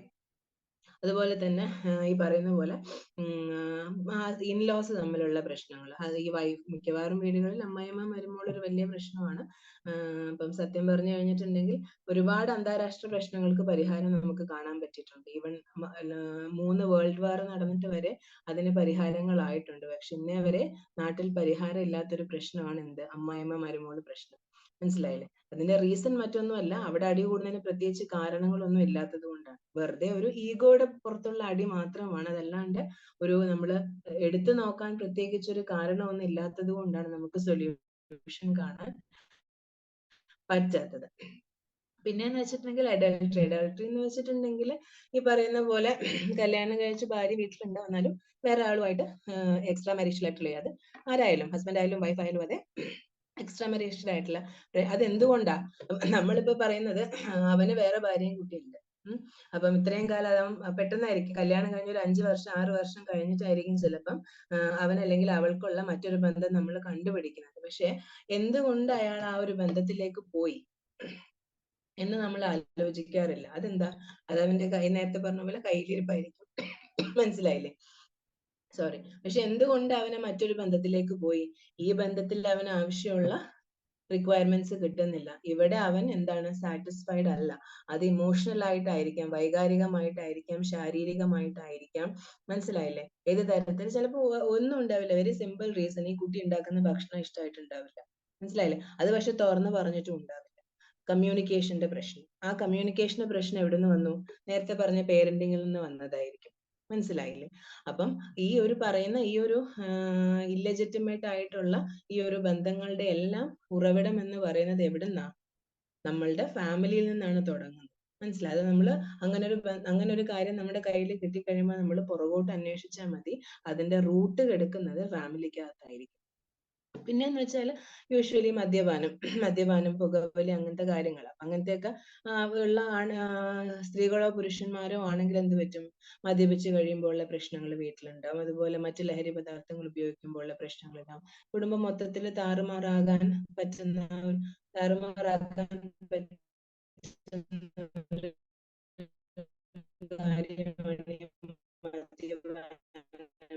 പുകവലി, മറ്റ് ലഹരി പദാർത്ഥങ്ങൾ ഉപയോഗിക്കുക എന്നൊക്കെ ഉള്ളത്. ഫൈനാൻഷ്യൽ, സാമ്പത്തികമായിട്ട് നമ്മൾ ഉദ്ദേശിച്ച രീതിയിൽ നമുക്കൊരു ഉയർച്ച ഇല്ലെങ്കിൽ, നമുക്ക് അധികം നമ്മുടെ കയ്യിൽ ഇല്ല എന്നുണ്ടെങ്കിൽ നമുക്ക് അപ്പോഴും ബുദ്ധിമുട്ടായിരിക്കും, പ്രശ്നമായിരിക്കും. അവിടെയും ഈ പറയുന്ന പോലെ പ്രോപ്പർ ആയിട്ട് ഒരു ഫൈനാൻഷ്യൽ പ്രോപ്പർ ഫാമിലിയില്ല, വീട്ടിൽ വന്നിട്ട് ഭാര്യയും കുട്ടികളുടെ അടുത്താണ് അത് റിഫ്ലക്ട് ചെയ്യാം. പിന്നെ ഡൊമസ്റ്റിക് വയലൻസ് ഞാൻ പറയാതെ തന്നെ നിങ്ങൾക്ക് എല്ലാവർക്കും അറിയാം, ഗാർഹിക പീഡനം. അത് വളരെ കോമൺ ആയിട്ട് എല്ലായിടത്തും നടക്കുന്ന ഒരു കാര്യമാണ്. അതിനെക്കുറിച്ച് ഞാൻ കൂടുതൽ ഡീറ്റെയിൽ ആയിട്ട് പറയേണ്ട കാര്യമില്ല. ജോലി സ്ഥലത്തുള്ള സ്ട്രെസ് എല്ലാം കൂടെ നമ്മളൊന്ന് തീർക്കുന്ന വീട്ടിലായിരിക്കും. വീട്ടിലെ പ്രശ്നങ്ങളൊന്നും ജോലി സ്ഥലത്തേക്ക് കൊണ്ടുപോകില്ല. പക്ഷെ വളരെ കൃത്യമായിട്ട് നമ്മൾ വർക്ക് ചെയ്യുന്ന സ്ഥലത്തുള്ള പ്രശ്നങ്ങളൊക്കെ നേരെ വന്ന് ഭാര്യയുടെ തലയിലായിരിക്കും. മനസ്സിലായി? ഇതൊക്കെയാണ് നമ്മൾ അഡൾട്ട് എന്ന രീതിയിൽ ഒരു വീട്ടിൽ കണ്ടുവരുന്ന പ്രശ്നങ്ങൾ. പിന്നെ ഇപ്പം സ്ത്രീകളാണെങ്കിൽ വളരെ കെയർഫുൾ ആയിട്ട് കേൾക്കുക. നമ്മളിപ്പോ ഒരു വീട്ടില് ഈ ഫീമെയിൽസ് ആയിരിക്കും മിക്കവാറും അഡ്ജസ്റ്റ് ചെയ്ത് പോകാൻ പ്രശ്നം വരുന്നത്. അല്ലെങ്കിൽ ഫീമെയിൽസിന് ഒരുപാട് ഇഷ്യൂസ് ഉണ്ടാവും. അതൊരിക്കലും ആരും ശ്രദ്ധിക്കത്തുമില്ല, ആരും പറയത്തുമില്ല. മനസ്സിലായില്ലേ? അപ്പം മിക്കവാറും ഒരു ഇപ്പൊ നമ്മളുടെ കോപ്പിയിൽ വരുന്ന പോപ്പുലേഷനിൽ അധികം ആളുകൾ എന്തായിരിക്കും, ഈ ഒരു ഫീമെയിൽസ് ആണ് ഈ ഒരു ഫാമിലി പ്രശ്നങ്ങളുമായിട്ട് നമ്മുടെ അടുത്ത് വരിക. അപ്പം ഒപിയിലാണേലും എങ്ങനെ നമ്മൾ എവിടെയാണോ നമ്മളുള്ള അവിടെ അടുത്ത് നമ്മൾ വരുന്നത്, നമ്മളുടെ അടുത്ത് അവർ വരുന്നത് മിക്കവാറും ഈ സ്ത്രീകളായിരിക്കും കൂടുതലും ഈ ഫാമിലി റിലേഷൻസിലെ പ്രശ്നങ്ങളുമായിട്ട് കൂടുതലും വരുന്നത്. അപ്പം നമ്മള് മനസ്സിലാക്കേണ്ട ഒരു കാര്യം എന്ന് വെച്ചിട്ടുണ്ടെങ്കിൽ, ഒരു പുരുഷനേക്കാൾ കൂടുതലായിട്ട് ശരീരത്തിൽ ഒരുപാട് വൈകാരികവും ആയിട്ടുള്ള വ്യതിയാനങ്ങൾ നടക്കുന്ന ഒരു നടക്കുന്നത് ഫീമെയിൽസിലാണ്. സ്ത്രീകളിൽ ഒരുപാട് ഹോർമോണൽ ചേഞ്ചസ് നടക്കുന്നത്. മനസ്സിലായില്ലേ? അതിപ്പം അവരുടെ പീരിയഡ്സ്, മാസമുറയുടെ സമയത്താണെങ്കിലും പ്രഗ്നൻസി, ഗർഭാവസ്ഥയിലാണെങ്കിലും എല്ലാം ഒരു സ്ത്രീയെ സംബന്ധിച്ചിടത്തോളം അവരുടെ ശരീരം എപ്പോഴും എപ്പോഴും ഓരോ ദിവസവും എന്താണ് മാറ്റങ്ങൾ സംഭവിച്ചുകൊണ്ടിരിക്കുന്ന ശരീരമാണ്. ഒരു ആണിനെ വെച്ച് കമ്പയർ ചെയ്യുമ്പോൾ മനസ്സിലായി. ആണുങ്ങൾക്ക് അത്രയും ഇല്ല. പക്ഷെ സ്ത്രീകൾക്കാണ് ഒരുപാട് ഹോർമോണലായിട്ടും കെമിക്കലി ആയിട്ടും സ്ത്രീകളുടെ ശരീരത്തിലാണ് ഒരുപാട് മാറ്റങ്ങൾ നടന്നുകൊണ്ടിരിക്കുന്നത്. അപ്പൊ അങ്ങനെ ഇരിക്കെ എന്ത് പറ്റും? അവർക്കായിരിക്കും കൂടുതലായിട്ട് ഇമോഷണൽ പ്രശ്നങ്ങൾ ഉണ്ടാവുക. അപ്പൊ അത് സത്യം പറഞ്ഞാൽ മനസ്സിലാക്കാൻ വൈകുന്നിടത്താണ് പല ഫാമിലീസിലും പ്രശ്നങ്ങൾ. മിക്കവാറും ഈ പറയുന്ന വഴക്ക് കുട്ടികളായിട്ടുള്ള പ്രശ്നമാണെങ്കിലും ഇൻലോസ് ആയിട്ടുള്ള പ്രശ്നമാണെങ്കിലും ഈ പറയുന്ന ഹസ്ബൻഡുമായിട്ടുള്ള പ്രശ്നങ്ങളാണെങ്കിലും ഒക്കെ നമ്മൾ അറിഞ്ഞിരിക്കേണ്ട കാര്യം ഈ ഒരു പോയിന്റ് എപ്പോഴും ഓർത്തിരിക്കണം. അപ്പൊ നമ്മളുടെ അടുത്ത് ഒരു ഫീമെയിൽ വരികയാണ്, അല്ലെങ്കിൽ ഒരു ഭാര്യ ഭർത്താവ് ഒരു കപ്പിള് വരികയാണ്, പ്രശ്നങ്ങളായിട്ട് വരുന്നിരിക്കുമെങ്കിൽ നമ്മൾ ആ കപ്പിളിൽ ആ ഭർത്താവിനെ പറഞ്ഞ് മനസ്സിലാക്കേണ്ട ഒരു കാര്യം എന്ന് പറയുന്നത്, എന്ന് മാത്രമല്ല ഈ ഗ്രൂപ്പിലുള്ള എല്ലാ ആണുങ്ങളും അറിഞ്ഞിരിക്കേണ്ട കാര്യം എന്ന് പറയുന്നതാണ്, സ്ത്രീകളിൽ ഒരുപാട് ഇമോഷണൽ ചേഞ്ചസ് നടക്കും. അത് നടക്കുന്നതിന്റെ കാരണം അവരുടെ ശരീരത്തിൽ നടക്കുന്ന ഈ ഹോർമോണൽ ചേഞ്ചസ് കൊണ്ടാണ്. അപ്പൊ അങ്ങനെ വരുമ്പോൾ ഒരുപാട് വൈകാരികമായ പ്രശ്നങ്ങൾ അവർ പുറത്ത് പറയാത്തതും പുറത്ത് പറയുന്നത്, അവർ പുറത്ത് കാണിക്കുന്ന ദേഷ്യം മനസ്സിൽ മറ്റൊരു കാര്യം സങ്കടം ഉള്ളത് കൊണ്ടായിരിക്കും. അപ്പൊ നമ്മൾ അന്വേഷിക്കേണ്ട എന്ത് പറ്റി? മനസ്സിലായി. ചിലപ്പോൾ പീരിയഡ്സ് ആയിരിക്കും, മാസമുറയായിരിക്കും, മാസമുറയുടെ സമയത്തുള്ള വയറുവേദനയായിരിക്കും, അല്ലെങ്കിൽ തലവേദനയായിരിക്കും, അല്ലെങ്കിൽ മറ്റെന്തെങ്കിലും ശാരീരികമായ ബുദ്ധിമുട്ടുകളായിരിക്കും. അതെല്ലാം വെച്ചുകൊണ്ടായിരിക്കും ഇവർ വീട്ടിലെ കാര്യങ്ങളെല്ലാം ചെയ്യുന്നത്. മനസ്സിലായില്ലേ? അപ്പൊ അങ്ങനെ ഇരിക്കെ ചിലപ്പോൾ അവർക്കൊന്ന് കിടക്കാനോ റെസ്റ്റ് എടുക്കാനോ പറ്റിയിട്ടുണ്ടാവില്ല. മനസ്സിലായില്ലേ? അപ്പൊ അങ്ങനെ ഇരിക്കുമ്പോൾ ചിലപ്പോൾ എന്താവും, അത് ആ ഒരു ഇതെല്ലാം കൂടി ചിലപ്പോൾ പുറത്ത് ദേഷ്യമായിട്ടോ മറ്റെന്തെങ്കിലും ആയിട്ടോ വരാം. അത് പക്ഷെ അവർ കാണിക്കുന്ന മറ്റൊരാളുടെ മുന്നിലായിരിക്കും. മനസ്സിലായില്ലേ? അപ്പം അതും കൂടെ ഒന്ന് കണക്കിലെടുക്കണം. പിന്നെ ഇനി നമ്മൾ കുട്ടികളിലോട്ട് വരുന്നതാണെങ്കിൽ, ചെറിയ കുട്ടികൾ എപ്പോഴും ഞാൻ നേരത്തെ പറഞ്ഞ പോലെ ടെമ്പർ ടാൻട്രംസ്, വാശിയായിരിക്കും. ആ വാശിയുടെ കാരണം അവർക്ക് എന്താ പറയുക, ഇൻസ്റ്റിങ്ച്വൽ ആയിട്ട് അവർക്ക് അവർ ഉദ്ദേശിച്ച കാര്യം അപ്പം നടക്കണം. ഒരു 7 വയസ്സ് വരെയുള്ള കുട്ടികളിൽ അവർ ഉദ്ദേശിച്ച കാര്യം അവർക്ക് അപ്പം നടക്കണം. അത് പക്ഷെ നടത്തി കൊടുത്തേ പറ്റൂ. കാരണം എന്താണെന്ന് വെച്ചാൽ ഞാൻ പറഞ്ഞില്ല, അവർക്ക് അത് ആലോചിക്കാനോ ചിന്തിക്കാനോ ഉള്ള കഴിവ് അവരുടെ ബ്രെയിനിനില്ല. ഒരുവിധമൊക്കെ ന്യായമായ ആവശ്യങ്ങളാണെങ്കിൽ, ഒരുവിധം ജസ്റ്റിഫൈ ചെയ്യാവുന്ന ആവശ്യങ്ങളാണെങ്കിൽ സാധിച്ചു കൊടുക്കാവുന്നതേ ഉള്ളൂ. അപകടകരമാണെങ്കിൽ വേണ്ട, അത് നിർത്തുക തന്നെ വേണം. പക്ഷെ എന്നാലും മനസ്സിലായില്ലേ? അപ്പൊ കുട്ടികളിൽ ആ ഒരു ടെമ്പർ ടാൻട്രംസ് വളരെ കൂടുതലായിട്ട് ഉണ്ടാവും. പിന്നെ കൗമാരത്തിലോട്ട് എത്തുമ്പോഴാണ് വലിയ വലിയ പ്രശ്നങ്ങൾ വരുന്നത്, അല്ലെ? കൗമാരത്തിലോട്ട് എത്തുമ്പോഴാണ് ഒരുപാട് പ്രശ്നങ്ങൾ, ഒരുപാട് ഇഷ്യൂസ് കൗമാരക്കാർക്കുണ്ട്. അത് ഞാൻ നേരത്തെ പറഞ്ഞ പോലെ ചൈൽഡ്ഹുഡ് കുട്ടികളാണെങ്കിൽ അവരുടെ ബ്രെയിനിന്റെ, അഡോളസൻസ് ആണെങ്കിലും അത് ആ ബ്രെയിനിന്റെ വളർച്ചയാണ് ഇതിനെല്ലാം കാരണം. ഈ അഡോളസെന്റ് ബ്രെയിൻ എന്ന് പറയുമ്പോൾ അവരുടെ തലച്ചോറ് ഞാൻ പറഞ്ഞല്ലോ വളർന്നു വരുന്ന ഒരു സ്റ്റേജിലാണ്. അപ്പൊ ഈ വളർന്നു വരുന്ന സ്റ്റേജിൽ എന്തും എക്സ്പീരിയൻസ് ചെയ്യാനുള്ള ഒരു ടെൻഡൻസി ആയിരിക്കും. അങ്ങനെ ഇരിക്കെ എന്തും അവർക്ക്, ഇപ്പം ഈ പറയുന്ന മദ്യപാനമാണെങ്കിലും ലഹരി പദാർത്ഥങ്ങളാണെങ്കിലും ഈ അനാവശ്യമായ ബന്ധങ്ങളിൽ ചെന്ന് പെടുന്നതാണെങ്കിലും തർക്കുത്തരം പറയുന്നതാണെങ്കിലും പഠിക്കാതെ കറങ്ങി നടക്കുന്നതാണെങ്കിലും ബൈക്ക് വേണമെന്ന് പറഞ്ഞ് വീട്ടിൽ വാശി പിടിക്കുന്നതാണെങ്കിലും മനസ്സിലായില്ലേ? അച്ഛനെ തല്ലുന്നതാണെങ്കിലും ഒക്കെ ആ ഒരു ബ്രെയിനിന്റെ പ്രശ്നമാണ്. മനസ്സിലായില്ലേ? അപ്പൊ നമ്മൾ അതിനനുസരിച്ച് ട്രിക്കി ആയിട്ട് അവരെ ഡീൽ ചെയ്യണം. അപ്പൊ അവരിങ്ങോട്ട് ദേഷ്യം കാണിക്കുമ്പോൾ തിരിച്ച് അതേ ദേഷ്യത്തിൽ അവരെ നമ്മൾ കൺട്രോൾ ചെയ്യാൻ ശ്രമിച്ചു കഴിഞ്ഞാൽ അതൊരിക്കലും ആ പ്രശ്നം അവിടെ പരിഹാരം ആവത്തില്ല. അപ്പൊ വളരെ ടച്ച്ഫുൾ ആയിട്ട്, വളരെ ട്രിക്കി ആയിട്ട്, തന്ത്രപരമായിട്ട് വേണം കൗമാരക്കാരെ മാനേജ് ചെയ്യാനായിട്ട്. ഞാൻ നേരത്തെ പറഞ്ഞ പോലെ സബ്സ്റ്റൻസ് അബ്യൂസ് എന്ന് പറയുമ്പോൾ അതിനകത്ത് ഇപ്പം മിക്കവാറും ആൽക്കഹോളും ഈ ഇതും ഒക്കെ വളരെ കുറവാണ്. ഇപ്പൊ അതിനൊക്കെ കുറച്ചുകൂടെ കൂടിയ ഐറ്റംസ് ആണ്. ലൈക്ക് ഇപ്പം കനാബ്, മറ്റേ കഞ്ചാവ്, ഹെറോയിൻ, കൊക്കൈൻ അങ്ങനത്തെ സാധനങ്ങളൊക്കെയാണ് വളരെ ഈസി ആയിട്ട് കിട്ടുന്നത്. അപ്പൊ അതെന്താണെങ്കിലും എല്ലാ കൗമാരക്കാരനും അപ്പൊ അത് കണ്ടുപിടിച്ച് കഴിയുമ്പോൾ പിന്നെ വീട്ടിൽ വലിയൊരു ബഹളമാണ്. മനസ്സിലായില്ലേ? അത് ഞാൻ ഈ പറഞ്ഞ പോലെ നിങ്ങൾ ബഹളം വെച്ചിട്ട് കാര്യമില്ല. വളരെ ട്രിക്കി ആയിട്ട് എന്ത് ചെയ്യുക, അത് ഡീൽ ചെയ്യുക. ഇത് ഇവന് എവിടുന്ന് കിട്ടി? അവനോട് നേരിട്ട് ചോദിച്ചാൽ അവൻ എന്തായാലും പറയില്ല. നിങ്ങൾ ഇപ്പൊ തോക്ക് പിടിച്ചിട്ടാണെങ്കിൽ തോക്ക് ഗൺ പോയിന്റിൽ നിർത്തി ചോദിച്ചാലും സത്യം പറയില്ല. കാരണം ഭയങ്കര, അവർക്ക് അതിനേക്കാൾ ട്രിക്കി ആയിട്ട് കള്ളം പറയാൻ പറ്റും. അപ്പൊ അത് കാരണം കൊണ്ട് വളരെ തന്ത്രപരമായിട്ട് നമ്മൾ എന്ത് ചെയ്യാം, അത് കണ്ടുപിടിച്ച് അത് കഴിയുന്ന രീതിയിൽ നമ്മൾ അത് നമുക്ക് തന്നെ നിർത്താൻ പറ്റുന്നതാണെങ്കിൽ നിർത്താം. അതല്ല എന്നുണ്ടെങ്കിൽ ഒരു കഴിയാവുന്ന രീതിയിൽ ഒരു മെന്റൽ ഹെൽത്ത് പ്രൊഫഷണൽ എടുത്ത് കൊണ്ടുപോയിട്ട് അത് ഡീൽ ചെയ്യാൻ ശ്രമിക്കുക. പിന്നെ പഠിക്കുന്ന കാര്യം, അക്കാഡമിക് പഠിക്കുന്ന കാര്യം പറയണ്ട, വളരെ മോശമാണ്. അപ്പൊ അത് കാരണം കൊണ്ട് അത് ഈ പറയുന്ന പോലെ ചില കുട്ടികൾക്ക് ഈ ലേണിംഗ് ഡിഫിക്കൽട്ടീസ് കാണും. SLD എന്ന് പറയും, സ്പെസിഫിക് ലേണിംഗ് പഠന വൈകല്യങ്ങൾ. അത് പുറത്ത് വരുന്നത് പ്രായം ഇതാണ്. മനസ്സിലായില്ലേ? ഇപ്പൊ നമ്മളെ പേരൻസ് ഒക്കെ കുട്ടികളെ കൊണ്ടുവരുമ്പോ പറയും ഒരു 5ാം ക്ലാസ് 6ാം ക്ലാസ് വരെയൊന്നും കുഴപ്പമില്ല, അവൻ എല്ലാ വിഷയത്തിലും ഫുൾ മാർക്കായിരുന്നു. ഒരു 8 9 മുതലൊക്കെ ആയപ്പോഴേക്കും പഠിത്തം പുറകോട്ട് പോയി. മനസ്സിലായില്ലേ? അത് എന്തുകൊണ്ടാ? ഈ ലേണിംഗ് ഡിഫിക്കൽട്ട്. അപ്പൊ പേരൻസിന്റെ വിചാരം എന്താ, ഇവൻ ഇവിടുന്ന് അങ്ങോട്ട് ഉഴപ്പി തുടങ്ങിയത് കൊണ്ടാ പഠിക്കാത്തതെന്നാണ് പേരൻസ് വിചാരിക്കുന്നത്. പക്ഷെ ഈ ലേണിംഗ് ഡിഫിക്കൽട്ടീസ്, പഠന വൈകല്യങ്ങൾ പുറത്ത് കാണിക്കുന്ന പ്രായം ഈ കൗമാരപ്രായമാണ്. 10, 11, 12 ആ പ്രായത്തിലാണ് എന്ത് പറ്റുന്നത്, പഠന വൈകല്യങ്ങൾ പുറത്തേക്ക് വരിക. മനസ്സിലായില്ലേ? അപ്പൊ എന്ത് പറ്റും, ഇപ്പൊ ടീച്ചേഴ്സ് ആണെങ്കിൽ 6ാം ക്ലാസ് വരെയൊക്കെ നന്നായിട്ട് പഠിച്ച കുട്ടികളെ പെട്ടെന്ന് എന്താ ഇവൻ എങ്ങനെ ആയിപ്പോയാ, അവന് കഞ്ചാവ് ഉപയോഗിക്കുന്നുണ്ട്. മനസ്സിലായില്ലേ? അപ്പൊ എന്തായി അവിടെ അങ്ങനെ ഒരു പ്രശ്നം വന്നു. അപ്പൊ വരുമ്പോ സ്കൂളിൽ പിന്നെ ടീച്ചേഴ്സ് വഴക്കാവും, അങ്ങനെയാവും. ചിലപ്പം ചില ടീച്ചേഴ്സ് ഇൻസൾട്ടിങ് ആയിട്ടുണ്ടാവും. മനസ്സിലായി? അപ്പൊ ഇതെല്ലാം ഇവരുടെ ബ്രെയിനിന് സ്ട്രെസ് ആണ്.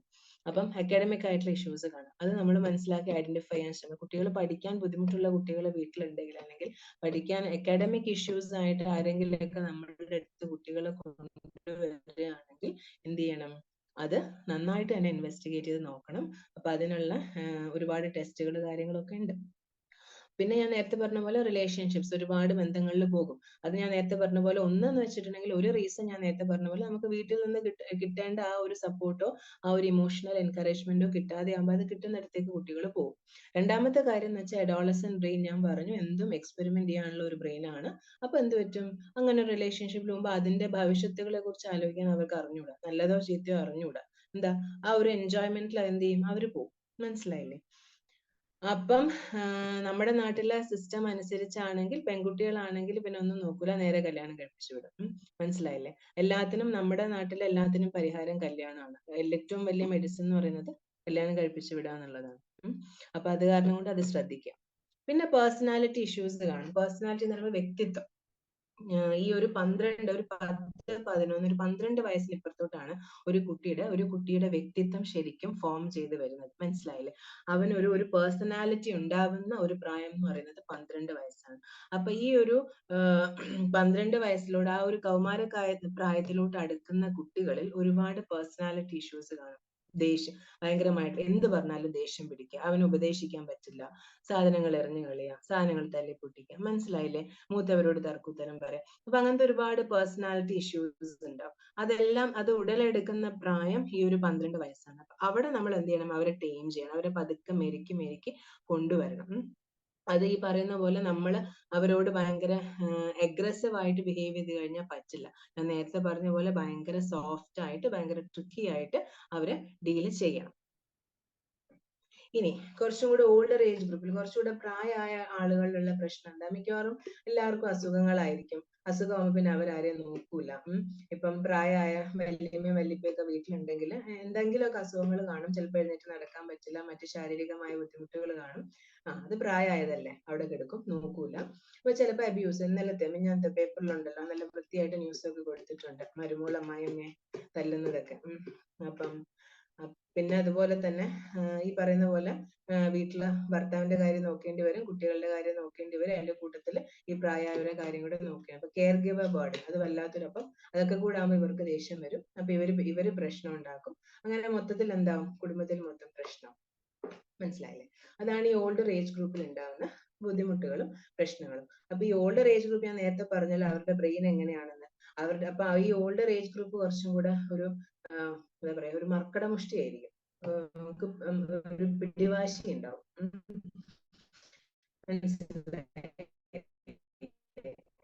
അപ്പം എപ്പോഴും പറയും, ചെറിയ കുട്ടിയൊന്നുമല്ലല്ലോ, ഇത്രയും പ്രായമായില്ലേ, എന്നിട്ട് പിന്നെ കുട്ടികളെ പോലെ വാശി കാണിക്കുന്നതെന്ന് ചോദിക്കും. പക്ഷെ ഇൻഡയറക്ട്ലി ബൈ ഡീഫോൾട്ട് അവരുടെ ബ്രെയിൻ എന്താണ്, കുട്ടികളെ പോലെയാണ്. അതുകൊണ്ടാണ് ഇതാക്കണം, നമ്മൾ മനസ്സിലാക്കി കൊടുക്കുക വേണം നമ്മുടെ അടുത്ത് വരുന്ന ആളുകൾ.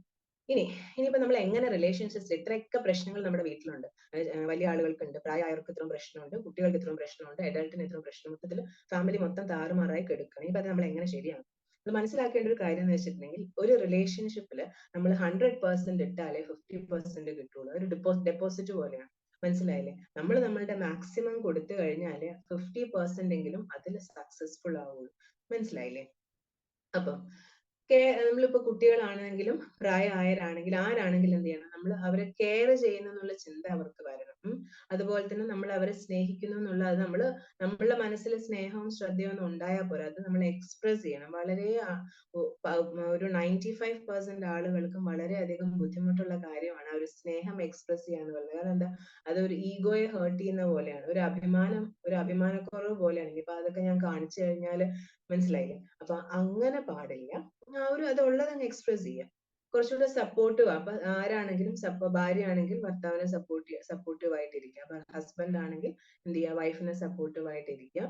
ഇപ്പൊ അതുപോലെ അങ്ങോട്ട് പരസ്പരം സപ്പോർട്ട് ചെയ്ത്, അതായത് ഇപ്പം എന്തൊക്കെ പ്രശ്നം ഉണ്ടെങ്കിൽ എന്റെ കൂടെ ഈ ആൾ ഉണ്ടാവും എന്നുള്ള തോട്ട് നമുക്ക് മറ്റേയാൾക്ക് ഉണ്ടാക്കി കൊടുക്കാൻ കഴിഞ്ഞാൽ ആ റിലേഷൻഷിപ്പ് അവിടെ സക്സസ്ഫുൾ ആണ്. മനസ്സിലായില്ലേ? ഞാൻ ഒറ്റയ്ക്കല്ല എന്നുള്ള തോട്ട് എപ്പോഴും നമ്മൾ കുട്ടികളിലാണെങ്കിലും നമ്മൾ ബാക്കിയുള്ള റിലേഷൻഷിപ്പ്, അത് ഫ്രണ്ട്ഷിപ്പ് ആണെങ്കിലും അതെ എന്തിലാണെങ്കിലും ആ ഒരു ട്രസ്റ്റ് ആൻഡ് സപ്പോർട്ട്, അത് വളരെ ഇമ്പോർട്ടന്റ് ആണ്. പിന്നെ കമ്മിറ്റ്മെന്റ് എന്ന് പറയുമ്പോൾ നമ്മൾ എന്തായിരിക്കണം, 100% കമ്മിറ്റഡ് ആയിരിക്കണം. അതായത് ഇപ്പം കല്യാണമൊക്കെ കഴിഞ്ഞ് അല്ലെങ്കിൽ ഇപ്പൊ ഒരു ഫാമിലി ആണെന്നുണ്ടെങ്കിൽ ആ ഒരു ഫാമിലിയിൽ നമ്മൾ ഞാൻ നേരത്തെ പറഞ്ഞ പോലെ നമ്മൾ അറ്റ്ലീസ്റ്റ് ഒരു 100% ഇടാൻ ശ്രമിച്ചാലേ 50% കിട്ടുള്ളൂ.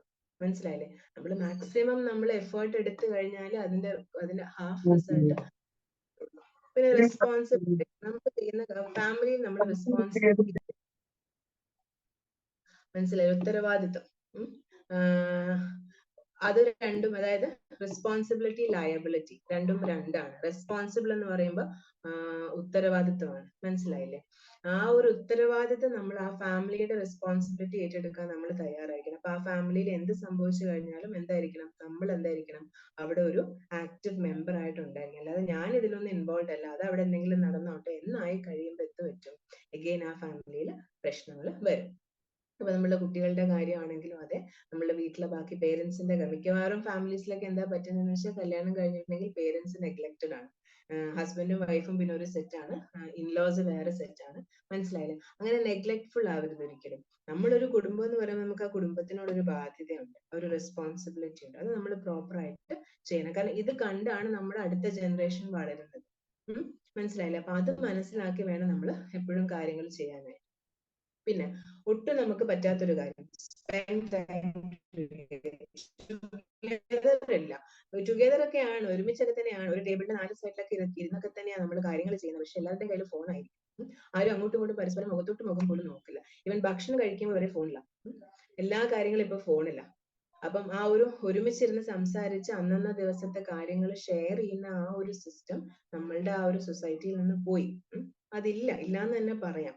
അപ്പൊ ആ ഒരു അത് അവിടെയാണ് ഞാൻ നേരത്തെ പറഞ്ഞ കമ്മ്യൂണിക്കേഷന്റെ ഇമ്പോർട്ടൻസ് വരുന്നത്. മനസ്സിലായില്ലേ? നമ്മൾ എത്രത്തോളം ടൈം, കുട്ടികളുടെ അടുത്തൊന്നും പേരൻസ് സംസാരിക്കുന്നേ ഇല്ല. ഇപ്പൊ ഇന്നത്തെ കാലത്ത് അച്ഛന് തീരെ സമയമില്ല. അമ്മ ഫുൾ ടൈം, അമ്മ ഹൗസ് വൈഫ് ആണെന്ന് പറഞ്ഞിട്ട് കാര്യമൊന്നുമില്ല, ഫുൾ ടൈം വാട്സാപ്പ് ഗ്രൂപ്പ്സിലാണ് അമ്മയുടെ ചാറ്റ് മുഴുവൻ. അച്ഛന് പിന്നെ സമയമില്ല, ജോലിയൊക്കെ കഴിഞ്ഞ് വന്ന് പാവം സമയം. മനസ്സിലായില്ലേ? അപ്പം അത് കാരണം കൊണ്ട് ആ ഒരു ടൈം സ്പെൻഡ് ചെയ്യാം. അപ്പൊ പിന്നെ കുട്ടികൾ എന്ത് ചെയ്യും, അവർക്ക് എൻജോയബിൾ ആയിട്ടുള്ള മറ്റു കാര്യങ്ങളിലൂടെ അവർ പോകും. അവർക്ക് എന്തെങ്കിലും ഇഷ്യൂസ് ഉണ്ടെങ്കിൽ അവർ ഡിസ്കസ് ചെയ്യത്തില്ല. എത്ര പ്രശ്നം വന്നാലും അതെല്ലാം ഉള്ളിലത് ഒതുക്കി വെച്ച് ഗെയിം എല്ലാം കണ്ട് വീഡിയോ, യൂട്യൂബ്, ഇൻസ്റ്റഗ്രാം, ഒരുപാട് സോഷ്യൽ മീഡിയാസ് ഉണ്ടല്ലോ, അതിലൊക്കെ ടൈം സ്പെൻഡ് ചെയ്യും. അപ്പൊ അങ്ങനെ ടൈം സ്പെൻഡ് ചെയ്യുമ്പോൾ കുട്ടികൾക്ക് എന്ത് പറ്റില്ല, ഇമോഷണൽ നീഡ്സ്, അതായത് അവരുടെ വൈകാരികമായ ആവശ്യങ്ങളെ സാറ്റിസ്ഫൈ അറിഞ്ഞൂടാ. ഒരു പ്രശ്നം വന്ന് എന്ത് ചെയ്യണം, ഒന്നും അറിഞ്ഞൂടാ, ഷോർട്സിലോ അല്ലെങ്കിൽ ഗെയിംസിലോ അല്ലെങ്കിൽ ഒക്കെ കണ്ട പോലെ ഒക്കെ ചെയ്യാൻ തോന്നും. അപ്പൊ ചിലപ്പോൾ തോക്കെടുത്ത് വെടിവെക്കും, അല്ലെങ്കിൽ ചിലപ്പം ഗെയിംസിലൊക്കെ അങ്ങനെയല്ലേ, മറ്റേ AK-47 അല്ലേ ചെയ്യുന്നത്, എന്തോ കുറെ ഗെയിംസ് ഉണ്ടല്ലോ അങ്ങനെ, എനിക്ക് അതിന്റെ പേരൊന്നും അറിഞ്ഞൂടാ. അപ്പൊ കുട്ടികൾ അതുപോലെ ചെയ്യും. അതിൽ ചിലപ്പോൾ ചില കുട്ടികൾക്ക് എന്ത് പറ്റും, ഇമോഷൻസ്, അതായത് ആ വിഷമം സഹിക്കാൻ പറ്റാതെ അപ്പൊ പിന്നെ അടുത്ത വഴി എന്താ, ആത്മഹത്യയാണ്. ആരോടും പറയാനില്ല. ഇപ്പൊ അച്ഛനോട് പറഞ്ഞാൽ അച്ഛൻ വഴക്ക് പറയും, അമ്മയോട് പറഞ്ഞാൽ അമ്മയ്ക്ക് സമയമില്ല. അപ്പൊ അങ്ങനെയൊക്കെ ആ ടൈം സ്പെൻഡ് ചെയ്യാൻ പറ്റാത്തതിന്റെ ആ ഒരു ഇഷ്യൂ, ആ ഒരു റീസൺ ആണ് എന്ത്, ഇന്നത്തെ ഒട്ടുമിക്ക ഫാമിലീസിലും മിക്ക കുട്ടികളിലും ഉണ്ടാവുന്ന പ്രശ്നം. അത് നമ്മളുടെ OP-യിൽ കുട്ടികൾ വരുമ്പോൾ തന്നെ അവരോട് നമ്മൾ ഇൻഡിവിജ്വൽ ഇരുത്തി സംസാരിക്കുമ്പോൾ തന്നെ അവരത് ഓട്ടോമാറ്റിക്കലി പറയും. മനസ്സിലായില്ലേ? ഇനി മ്യൂച്വൽ റെസ്പെക്ട്, അങ്ങോട്ടും ഇങ്ങോട്ടും പരസ്പരം ബഹുമാനം കൊടുക്കണം. അടിച്ചമർത്തുന്ന സിസ്റ്റം പാടില്ല. അങ്ങനെ ഒരു കാലഘട്ടം ഉണ്ടായിരുന്നു, ശരിയാണ്, പക്ഷെ അതൊക്കെ ഇപ്പം പോയി.